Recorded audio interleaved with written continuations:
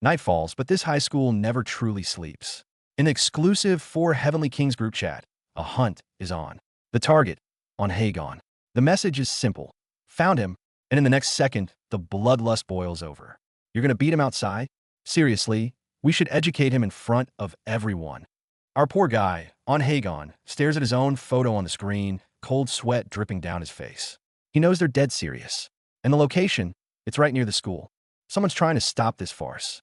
Ham Sunjin, a third grader, is sprinting for his life, hoping to get there before things spiral out of control. I can stop him if I hurry up. But he's not the only one who senses trouble. The guy with the glasses, Lee Sung-hoon, watches the frantic dash, his eyes narrowing. His bulky friend is still clueless, but in the next instant, Sung-hoon is off like a shot, leaving only a single command behind. Follow me. Meanwhile, our boy, Kwon Dae-gun, joins the nightly chase. But something feels off. That guy running up ahead, his physique is average, but his speed is just unnatural. And from a shadowy corner, a red-haired beast of a man watches with keen interest. What an interesting guy, he murmurs, looking as if he's just found a new toy. The standoff begins.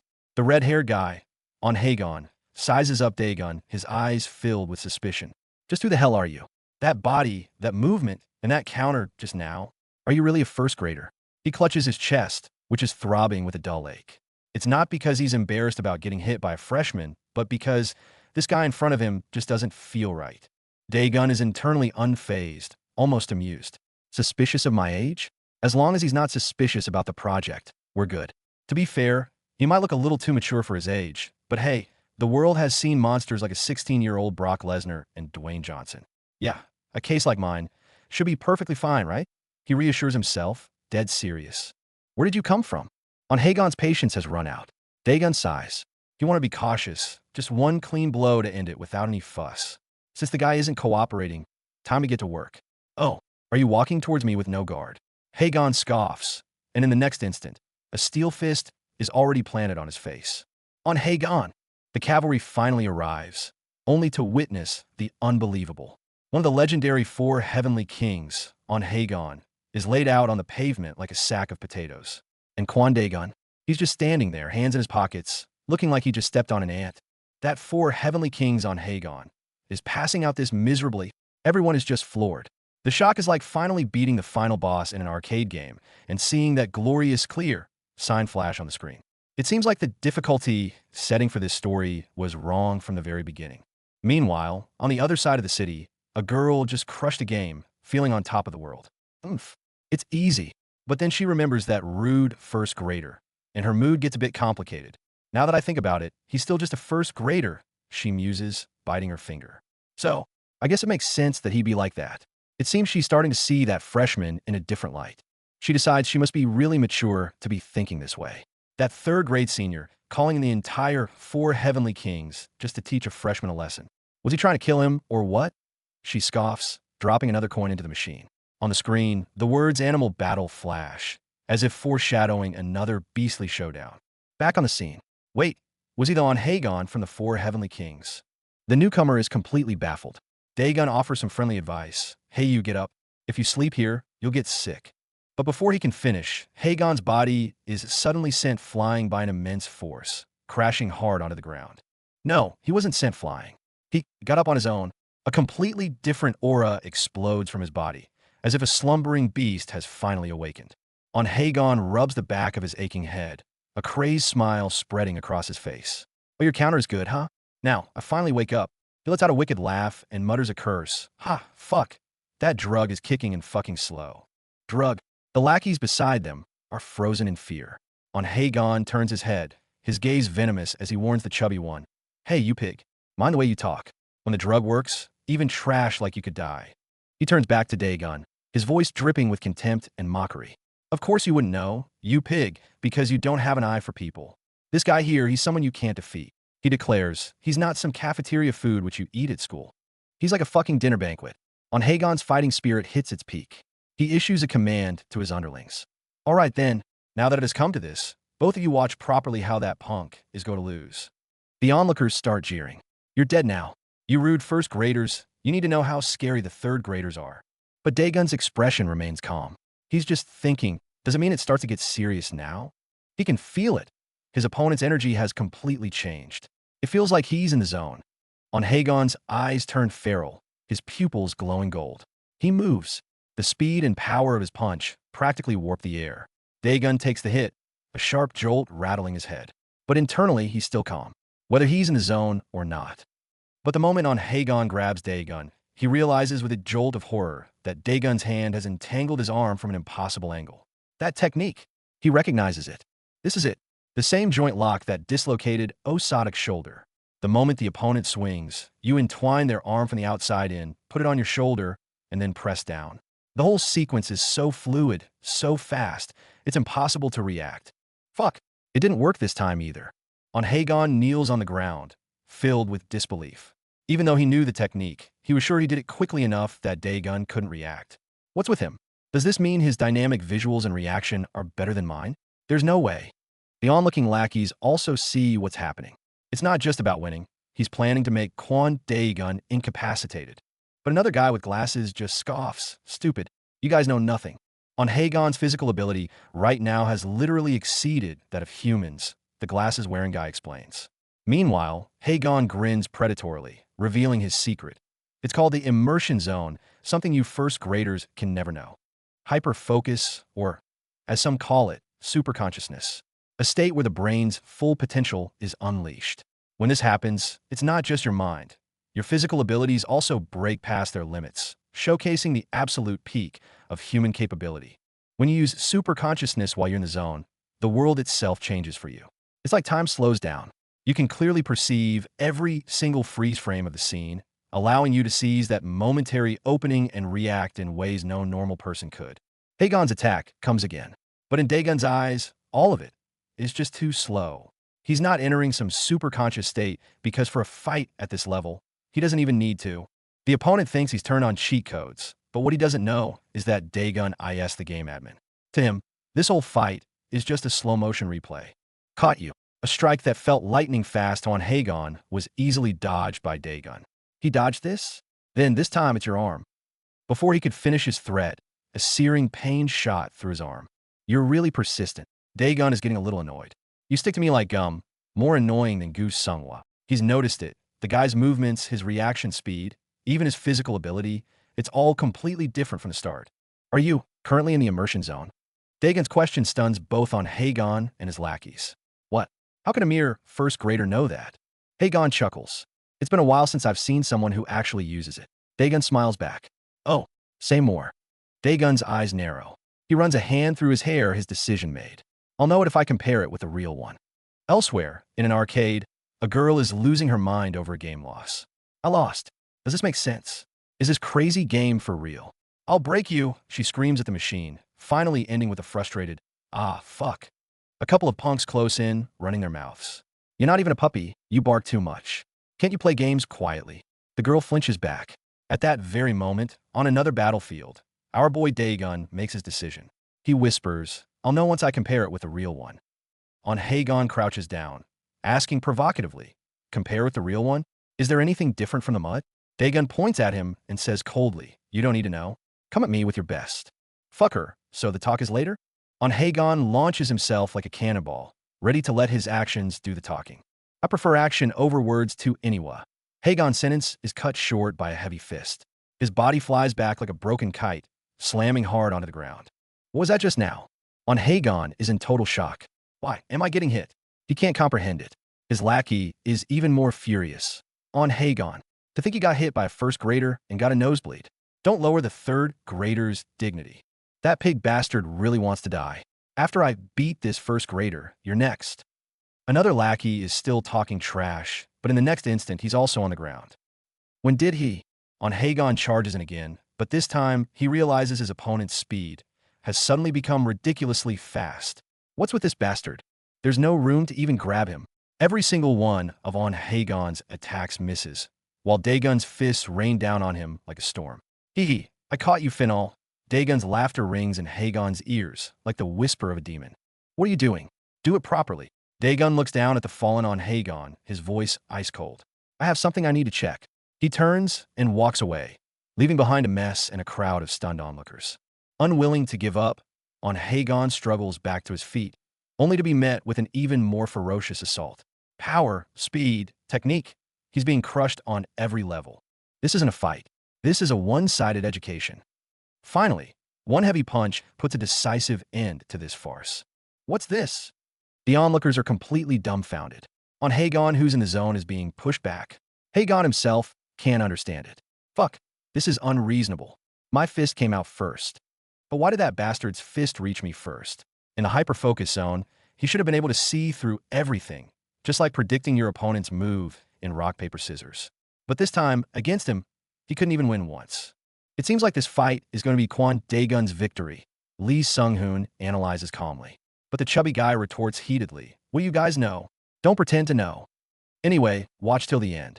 Sung-hoon's gaze deepens, because on Hagon's real weapon isn't something like a strike. The real terrific weapon of his is, on Hagon struggles, his mind filled with questions. I did see his fist. The problem is the moment I saw his fist, I already got hit. But what's important is that I can see it anyway. His pupils constrict into golden, serpentine slits. If his fist is faster than mine, then I'll let you in the rock, paper, scissors. He decides to give up the first move and focus on a counterattack. Then, the fist that you bring out, I'll grab it. On Hagon thought he had outpredicted his opponent's prediction. But in the next second, he feels his fist being caught by an irresistible force, and his entire body is thrown through the air. Daegun turns to the third-grade lackeys and gives an order. You wake him up and take him. Cowering under his intense aura, one of them stammers, "W, take care of your friend. If he faints too long, he'll die," Daegun warns calmly. He has a feeling Hagon wasn't truly immersed. Just then, a shout comes from behind. "Kwon Daegun, behind you." On Hagon's nickname is Anaconda. And it's not just because the name sounds similar. His fighting style, which entwines and suffocates his opponents like a python, is the real reason for the terrifying moniker. No matter who the opponent is, once an anaconda has them in its coils, the more they squirm, the tighter it squeezes, until finally, the prey is completely crushed and swallowed whole. It's said that no prey has ever escaped his grasp. Lee Sung-hoon once witnessed a massive anaconda swallowing a jaguar. He thought the immobilized jaguar was done for. However, looking from another angle, the anaconda's neck had already been gnawed off. Sung-hoon smiles. So watch carefully. The true nature of the fight had already been decided, unseen. On Hagon is guarding his head well, but Daegun's attacks pierce through his defense with precision, striking his head again and again. Even the observing Sung-hoon is shocked by what he's seeing.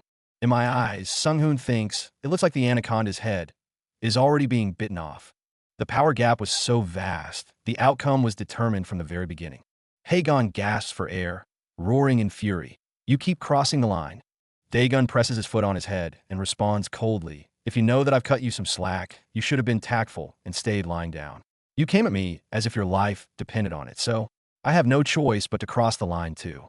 He tore off his opponent's collarbone, dealing a semi-permanent shock to his system. Daegun turns to the remaining guys, asking a simple question.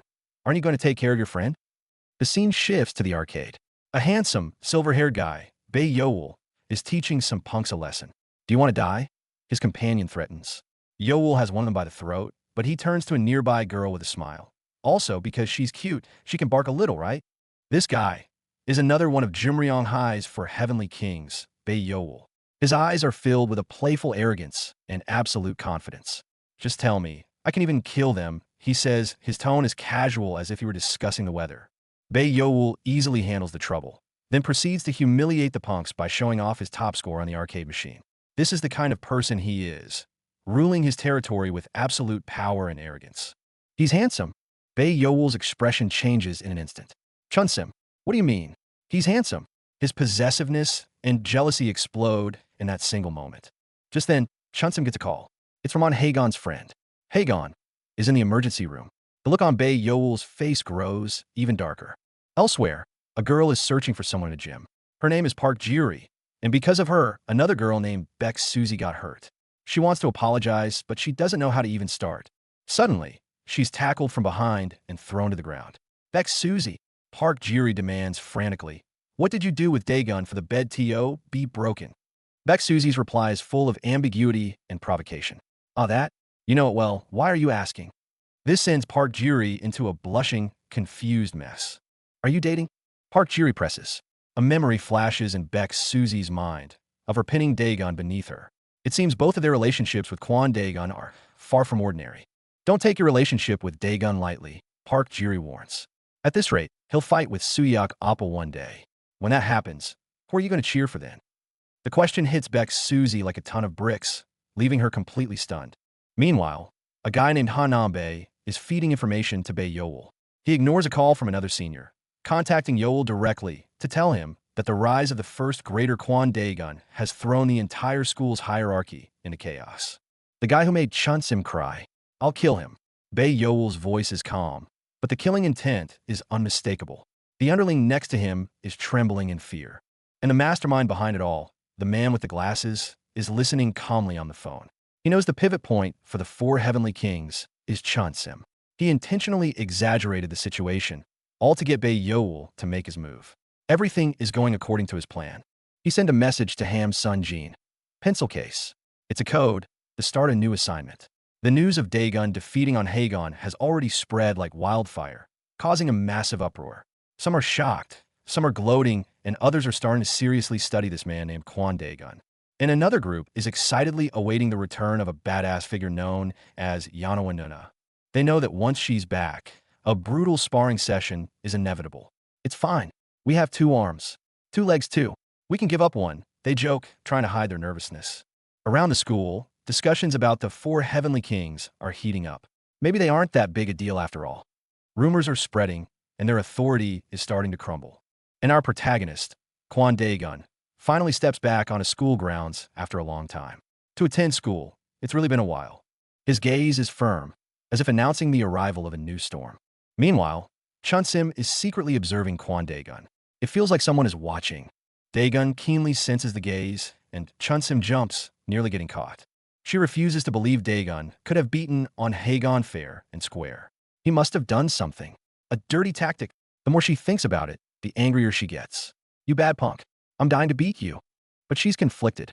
She's worried about Haegon, and she doesn't want any more violence to happen.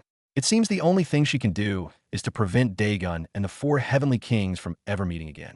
She's lost in thought, and when she looks back, Kwon Daegun is gone. She whips her head around again, only to see him standing at the end of the hall, watching her coldly. Chunsim is scared out of her wits. She turns and runs, but she doesn't get far before a large hand clamps down on her shoulder from behind. She's completely immobilized. Do you have something to say to me? Kwon Daegun's voice sounds right next to her ear. Chunsim yelps, I don't. Daegun's tone is absolute. If you don't have anything to say, stop peeking around. Got it. He throws her over his shoulder in one smooth motion. Chunsim is both embarrassed and enraged. I'm your Nuna. She struggles desperately, but it's useless. At the same time, Bae Yoel has returned to school. His purpose is simple. I came here to kill the first grader, he says, his smile both brilliant and dangerous. Do you really want to meet the 4 heavenly kings that much? Daegun continues to question Chunsim. Suddenly, she grabs him, saying urgently, follow me. She's decided. She's going to hide Kwon Daegun. She leads him to an abandoned sports equipment room. What's this place? Daegun asks. Chunsim stammers, trying to hide her true intentions. She even tries to lecture him condescendingly. If you fight in the classroom, someone will stop you. Isn't this place much better? You're a newbie in fighting, huh? Daegun just smirks. I know why you brought me here. After you lock me up here, you're going to call all the 4 heavenly kings here and tell them to come beat me, right? Daegun cuts right to the chase. If that's true, you don't need to hide it. It's more convenient for me that way. Just tell them to come here quickly. I'm getting bored of waiting. I am busted. Chunsim is in a full-blown panic. Her real plan was to lock him in here to prevent him from meeting the 4 heavenly kings. Now, she's stuck alone with him in the sports equipment store. Her mind goes completely blank. Study? Should Nuna teach you? In her desperation, Chunsim blurts out something that even she can't believe she just said. In the middle of this awkward moment, Bae Yoel has already tracked them down. Where did Chunsim go? He asks. When he finds out she went to meet Kwon Daegun, his expression darkens completely. Hanambae arrives as well. Chunsim is not here, he tells Yoel. Suppressing his rage, Yoel says to Nambae, I'll take care of it myself. So just stay inside the classroom, okay? I refuse. Educating the first grader is also my task, Hanambae insists. You want to fight me? Yoel scoffs. Bring it on. I'll kill you right away. You too? You're quite serious, huh? Yoel's mockery makes Hanambae think of that word, the mud. Then, let's decide who will fight the first grader with rock, paper, scissors. Yoel suggests. It sounds childish, but for people at their level, even rock, paper, scissors is a fierce battle of dynamic vision and tactical warfare. Meanwhile, Daegun's classmates are in trouble. A blonde guy shows up at their classroom, asking for Kwon Daegun. Daegun's not here. Perfect. Then we'll start by educating you arrogant first graders. Open your mouth. Here is your education. The third grade senior throws a punch, only for it to be easily blocked. In the next instant, he's the one sent flying. The entire classroom descends into pandemonium. One senior after another is taken down. All of you think of me as a pushover. A quiet, black-haired boy finally speaks up, his eyes burning with rage. Just then, Hanambe appears. You need to be educated, he says coldly. Hanambe. The blonde guy repeats the name, and suddenly, something clicks. He remembers. The four heavenly kings. Hanambe. And Bae Yoel is still outside, frantically calling Chunsim. Why isn't she answering her phone? Something is fishy. His instincts are screaming that something is wrong. The fight between Hanambe and the blonde guy begins. Educate. Okay, I'll kill you first. The blonde guy charges in a rage, only to be knocked out with a single punch. During my time, I couldn't even step on my Sunbee's shadow. A surviving student trembles, let alone lunge at them. Hanambe's overwhelming strength has completely broken their will to fight. The education starts now. Hanambe stands atop a desk, looking down on them like a king. Back in the sports equipment room, Kwon Daegun and Chunsim are playing a strange quiz game. 3, 2, 1, fail. Hey, you count too fast. The atmosphere is surprisingly light. Chunsim loses and has to get a forehead flick. She tells Daegun to put his hair up, but she's so stunned by his handsome face that she freezes. Can't you close your eyes? You're too handsome. No, anyway, I can't focus. And Bae Yoel is still outside, searching for Chunsim. He's already learned from Hanambe that Kwon Daegun isn't in class 101. What he doesn't know is that the people he's looking for are currently locked in a confined space, playing a game he could never possibly imagine. He finally finds the sports equipment room, only to be stopped by two female classmates. Yoel, it's been a long time. They greet him warmly, but a sense of foreboding creeps into Yoel's heart. Something is fishy. I'm not here to see you both, so move out of the way, Bae Yoel says coldly. But the girls won't let up, pinching his cheeks playfully. Yoel, I hate you. This kind of intimate gesture leaves him feeling a bit helpless. Back in the equipment room. I'm not usually like this, you know. Chunsim suddenly musters her courage. I'll specially allow you to drop the honorifics. She waits expectantly for Daegun's reaction. I was already talking informally, though. Daegun shuts her down with one sentence. Rather, it seems like this has been going on for too long. Are they still not here? He gets back to business, which makes Chunsim start to worry again. Do you really have to fight with him? Just then, a massive crash comes from outside the door. Something slammed into it with incredible force. Daegun is instantly on alert, pulling Chunsim behind him. Stay back. In the next second, the entire door is kicked clean off its hinges from the outside. Bae Yoel, he's finally here. He appears in the doorway, radiating pure fury. Yoel, how did you get here? Chunsim is terrified. Seeing the two of them alone in a room, Yoel's rage boils over. Why are you alone with Chunsim? And in the sports equipment store at that? He feels utterly betrayed. Chunsim, how can you do this to me? His questioning gets to be too much, even for Daegun. You should tell me if you have a boyfriend, Daegun says to Chunsim. And just like that, the misunderstanding deepens. So you're Kwon Daegun? Bae Yoel's anger has found its target. Chunsim typically likes strong men. No, she likes the strongest of all. That's why she said she'll wait for me until I become the strongest. Chunsim is practically jumping up and down in frustration beside them. What are you saying? When did I say that? Hey, stop saying weird things. Who is he? Your boyfriend. Daegun asks Chunsim, but she hesitates. Chunsim, why can't you say that you don't? Bae Yoel completely loses it. Daegun reads the expression on Yoel's face. I get it, he says. Let me suggest one thing. Yoel throws down the gauntlet. You know what I mean if you're a man too. If I went against you, give up Chunsim. Chunsim is left completely baffled. Hey, who are you to tell him to give up or not? You two handle your relationship issue on your own. Daegun has no interest in getting involved in this mess. I need to meet with the four heavenly kings. He raises his fist. So move. You dodge that. Yoel's attack is evaded with ease. You're pretty good, he sneers. But I'm the four heavenly kings, though. The look in Daegun's eyes changes. Really? The prey has delivered itself right to his doorstep. If so, the situation changes. Yoel's fighting spirit ignites. Now you want to fight? Then let's not bet on Chunsim. Daegun cuts him off. It's a fight. Chunsim, standing nearby, is so terrified by the tense atmosphere that she can't even speak. And so the fight is on. But this ain't just some regular high school scuffle anymore. A random dude in a suit sees the whole setup, and his eyes light up. A bloody fight between one of the four heavenly kings, Bae and Kwon Daegun, over the same girl. This has to go viral across the entire school. The campus forums are about to explode tonight. Meanwhile, on the other side of campus, the gossip is already spreading. One girl asks with a smirk, Daegun and Suyuk are bound to fight someday. Who are you going to cheer for? Her friend just rests her chin on her hand, completely annoyed. So irritating, and the worst part is she's right. Yep, the name Kwon Daegun has become a boulder thrown into the quiet pond of this high school, and the ripples are turning into waves. While she's still stressing over who to root for, a shout erupts from the back of the class. Kwon Daegun and the four heavenly kings are fighting. The girl jolts to her feet. What? So suddenly? She hasn't even decided if she's going to cheer him on. Oh, where are they? Like sharks smelling blood in the water, the entire student body starts swarming in one direction. But while the entire school's attention is fixed on Daegun, another storm is brewing in his home base, Class 1-1. A massive guy with glasses, another of the four heavenly kings, Hanambe, has shown up with his crew. So Kwon Daegun isn't here, huh? He says, kicking a student to the ground. If you don't want to end up like him, tell me. Where's Kwon Daegun? Daegun's classmates are terrified into silence, nobody daring to speak up. But the news is already spreading, reaching the bullies' ears. Daegun is fighting Bae. Hearing this, Han Nambi's face darkens instantly. Bae, did that bastard trick me? He feels like he's just been played for a fool.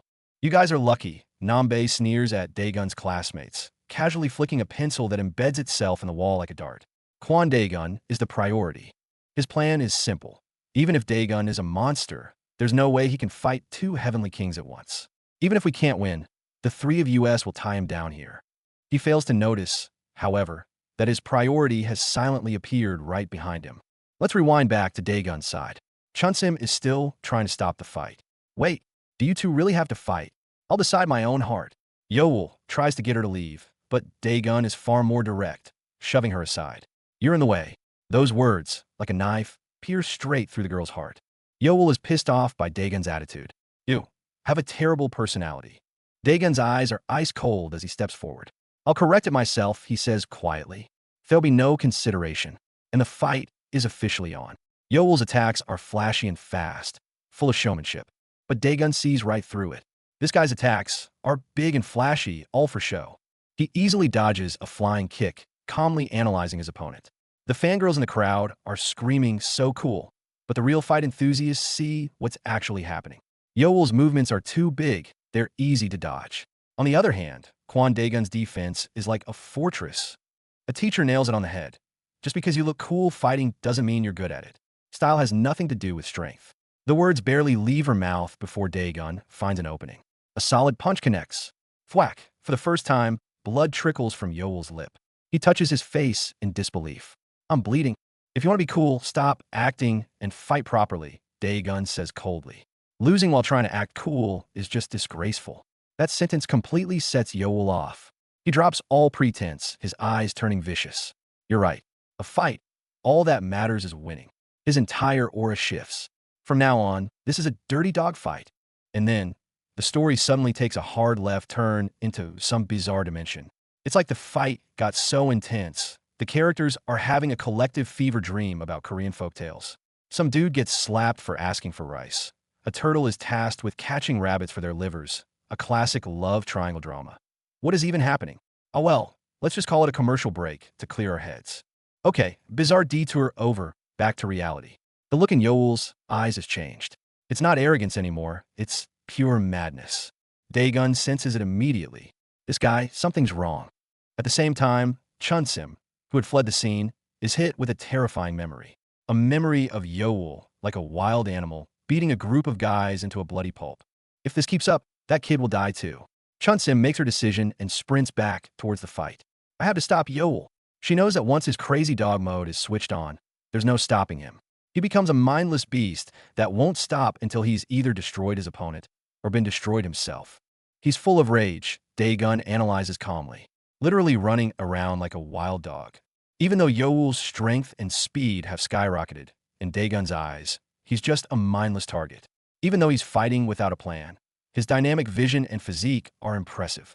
Daegun continues to dodge, landing precise counters on his opponent's vital points.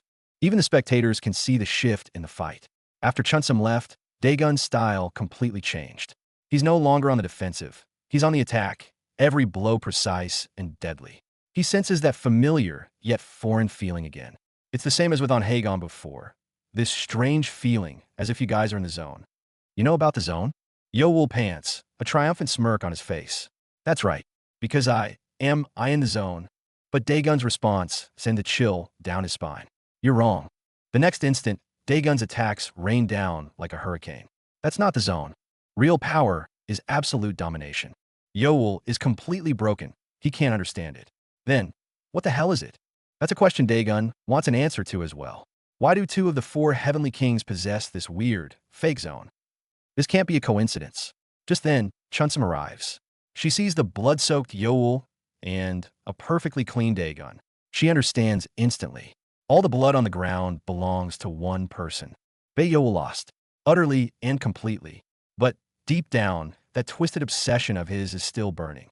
Ever since they were kids, Chunsim's one line, "I like strong men," became the curse that defined his entire life. He trained like a maniac, became the crazy dog everyone feared, all for her approval. He could lose, be disgraced, be dirty, but he could never, ever show his weak side in front of Chunsim. But reality is cruel. He was beaten senseless by that first year, right in front of the girl he loves. His body is at its limit, his legs are giving out, but he's still trying to crawl forward. If I can't hit him, I'll grab him. If I can't grab him, I'll bite him. And if all my teeth fall out, I'll bite him with my gums. This is Yeowol, a crazy dog fighting to the bitter end. Prove that I'm the strongest. He mutters, only to be met by Daegun's ice-cold voice. You're not even a dog. The final blow is clean, decisive. The fight is over. The entire campus is dead silent. One of the mighty 4 Heavenly Kings now lies on the ground like a broken animal. And that impossibly clean transfer student has become the new legend. The old king has fallen. Long live the new king.